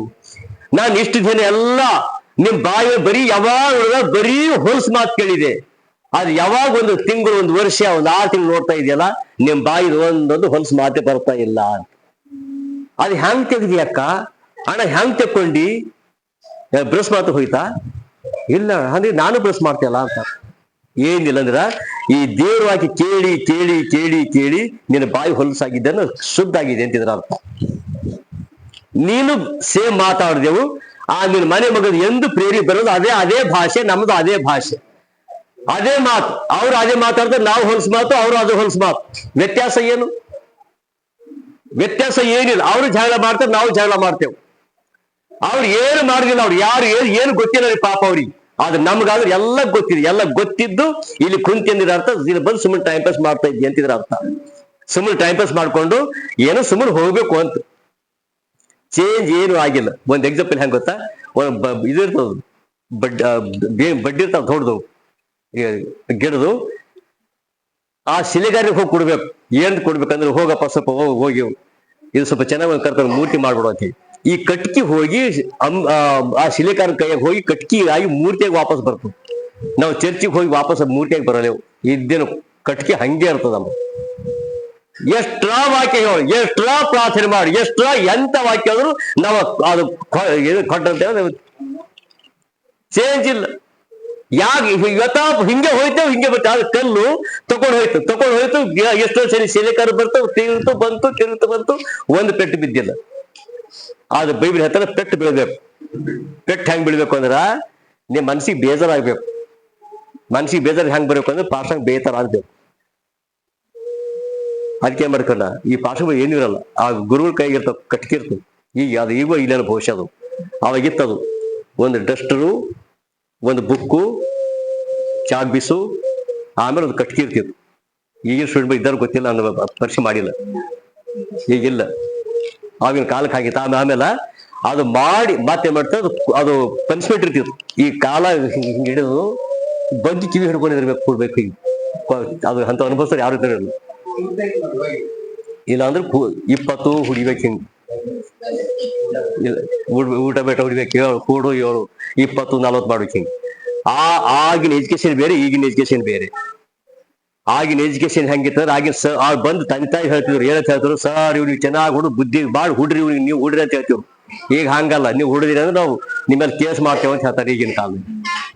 ಅದಕ್ಕೆ ಅನ್ಕೋತ ಈಗ ಯಾರು ಹುಡಿಬಾರ್ದು. ಈಗ ಅದಕ್ಕೆ ಹಂಗಂದು ಈಗ ಹುಡಿದಿರಲ್ಲ, ಯಾರೊಬ್ರು ಹೇಳ್ತಾ ಇದ್ರು, ಏನ್ ಗೊತ್ತಾ, ಈಗ ಲತ್ತಿ ತಿಂದಲ್ಲ ಯಾವ ತಿಂದ ಅಂತ ಹೇಳೋದು ಅತ್ಯವ ಪೊಲೀಸ್ ಸ್ಟೇಷನ್ ಹೋಗಿ ಲತ್ತಿ ತಿಂತಾರ. ಆ ಪೊಲೀಸ್ ಸ್ಟೇಷನ್ ಹೋಗಿ ಲತ್ತಿ ತಿಂಬೋದು ಒಳ್ಳೇದು, ಇಲ್ಲಿ ಗುರು ಕೈ ತಿಂಬೋದು ಒಳ್ಳೇದು. ಇಲ್ಲೇ ಸಣ್ಣನಾಗಿದ್ದ ಇಲ್ಲಿ ತಿನ್ಬೇಕು ಏನ್ ತಿಂದ್ರು. ಆದ್ರ ಇಲ್ಲಿ ಬೈಬಲ್ ಹೇಳ್ತಾನ, ಈ ಜ್ಞಾನವಂತನಾಗಿರ್ಬೇಕು. ಈ ಜ್ಞಾನವಂತನಾಗಿರ್ತಾನೆ. ಈ ದೇವ್ರ ಇಲ್ಲಿ ಜಾಗಕ್ಕೆ ಜ್ಞಾನವಂತನಾಗಿದ್ದೇನೆ, ಕರೆಕ್ಟ್ ತಿಳ್ಕೊಬೇಕಿದು. ಆ ತಿಳ್ಕೊಂಡ ಹೇಳ್ತಾರೆ, ಈ ಧರ್ಮಶಾಸ್ತ್ರವು ನಿನ್ನ ಬದಲಾಯಿಸ್ತವ್, ಈ ಧರ್ಮಶಾಸ್ತ್ರ ನಿನ್ನ ರೂಪಂತ ಮಾಡ್ತಾವ. ಆದ್ರ ನೀ ಎಷ್ಟು ನೀನ್ ಕೇಳ್ತೀವೋ ಚೇಂಜ್ ಆಗ್ಬೇಕು. ಇಲ್ಲಾಂದ್ರೆ ಅವ್ರಿಗೂ ನಮ್ಗೆ ಏನು ವ್ಯತ್ಯಾಸ ಇರಲ್ಲ, ಅನ್ನರಿಗೂ ನಮ್ಗೆ ಏನೇನು ವ್ಯತ್ಯಾಸ ಇಲ್ಲ. ಅವ್ರ ಬಾಯಿ ಒಳಗೊಂದು ಹೊಲಸು ಮಾತೆ, ಅವ್ರ ಬಾಯಿ ಒಳಗೂ ಸಿಗರೇಟ್, ಅವ್ರ ಬಾಯಿ ಒಳಗೂ ನಸ್ಪುಡಿ, ನಮ್ ಬಾಯಿ ಒಳಗೂ ಅದೇ ವ್ಯತ್ಯಾಸ. ಏನೇನು ವ್ಯತ್ಯಾಸ ಇಲ್ಲ. ಅವ್ರ ಗಾಡಿಗೆ ಉಳಿದ್ರು, ನಾವು ಸೈಡಿಗೆ ಉಳಿದೆವು ಇಷ್ಟೇ. ಅವ್ರ ಗಾಡಿ ಪಟ್ಟ ಉಳಿದ್ರು, ನಾವೆಲ್ಲಿ ಬಿಟ್ಟಿಲ್ಲ, ಈ ಕಡೆ ಉಳಿದೆವು. ಬಾಯಿಯದು ನನ್ನ ಬಾಯಿಗಿದ್ರ ವ್ಯತ್ಯಾಸ. ಇಲ್ಲಿ ಬೈಬಲ್ ಹೇಳ್ತಾರೆ ವ್ಯತ್ಯಾಸ ಆಗ್ಬೇಕು, ನೀವು ಚೇಂಜ್ ಆಗ್ಬೇಕು. ದೇವರ ವಾಕ್ಯ ಕೇಳಿ ಕೇಳಿ ಕೇಳಿ ಚೇಂಜ್ ಆಗ್ಬೇಕು ನೀವು. ಎಲ್ಲಿ ತನಕ ಚೇಂಜ್ ಆಗೋದಿಲ್ಲವೋ ಅಲ್ಲಿ ತನಕ ಬೈಬಲ್ ಹೇಳ್ತದೆ ಜ್ಞಾನವಂತನಿಲ್ಲ ಅಂತಿದ್ರ ಅರ್ಥ. ಇಲ್ಲಿ ಬೈಬಲ್ ಹೇಳ್ತಾನ ಜ್ಞಾನವಂತನ ಆಗ್ಬೇಕೆಂಬ ಕಾರಣಕ್ಕೆ ಜ್ಞಾನ ಇಲ್ಲ. ಇಲ್ಲಿ ಓದಿದು ದಿನ ಓದ್. ಆ ದಿನ ಓದಿದಾಗ ವರ್ಷ ಹೇಳ್ತೀನಿ ನಿಮ್ಮನ್ನು. ಯಾಕಂದ್ರೆ ಸ್ವಲ್ಪ ನಾನು ಯೋಚನೆ ಮಾಡ್ತಾ ಇದ್ದೆ, ಏನ್ ಗೊತ್ತಾ, ಅದು ಏನ್ ಅನ್ಕೋತಿರೋ ಗೊತ್ತಿಲ್ಲ, ಹೆಂಗಿದೆ ಗೊತ್ತಾ, ಎಷ್ಟು ಏನ್ ಅನ್ಕೋತಿರೋ ಗೊತ್ತಿಲ್ಲ. ಆದ್ರೆ ನಿಮ್ಮ ಯೌವನಸ್ಥರಿಗೆ ಅಥವಾ ನಿಮ್ಮ ಕುಟುಂಬಗಳಿಗೆ ಅಥವಾ ನಿಮ್ಮ ಮಕ್ಕಳಿಗೆ ಎಷ್ಟು ನೀವು ಪ್ರೋತ್ಸಾಹಿಸ್ತೀರೋ ಅಷ್ಟು ನಿಮ್ಮ ಮಕ್ಕಳು ಚೆನ್ನಾಗಿರ್ತಾವೆ. ನಿಮ್ಮ ಮಕ್ಕಳ ಭವಿಷ್ಯ ಚೆನ್ನಾಗಿರ್ತಾವ. ಯಾಕಂದ್ರ ಎಷ್ಟು ತನಕ ನೀವು ದೇವರಕ್ಕೆ ಧ್ಯಾನ ಮಾಡಕ್ ಹಚ್ತೀರಲ್ಲ, ಅದು ನಿಮ್ಮನ್ನು ಉನ್ನತಕ್ಕೆ ನಿಮ್ಮ ಸರಿ. ಯಾಕದು ನಿಮಗೆ ಉನ್ನತ ಬೈಬಲ್ ಸೃಷ್ಟ ಹಂಗೆ ಬರಲ್ಪಟ್ಟಿದೆ. ಯಾಕಂದ್ರೆ ನೀವು ಜ್ಞಾನವಂತರಾಗ್ಬೇಕಂತೇಳಿ.